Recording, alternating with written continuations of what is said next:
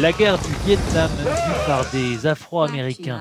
Dans son dernier film, Spike Lee explore une perspective rare dans les productions hollywoodiennes. L'occasion pour le réalisateur militant de rappeler le lourd tribut payé par les soldats noirs au Vietnam et le traumatisme que cette guerre a suscité.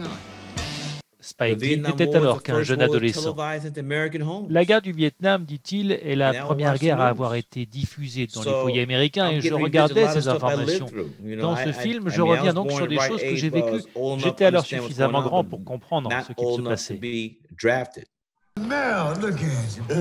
Spike Lee suit 4 vétérans afro-américains de retour dans la jungle du Vietnam à la recherche d'un trésor enfoui et du corps de leur chef d'unité.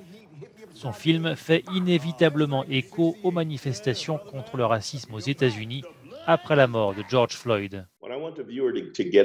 À travers ce film, j'aimerais que le public retienne à quel point les Afro-Américains étaient mal représentés durant la guerre du Vietnam et dans la vie aussi à certains égards. Ce film devient donc une sorte de métaphore de la mauvaise représentation des Noirs américains dans la société. The Five Bloods aurait dû être présenté en avant-première mondiale à Cannes, mais Spike Lee était cette année le président du jury. Son film sort exclusivement sur Netflix.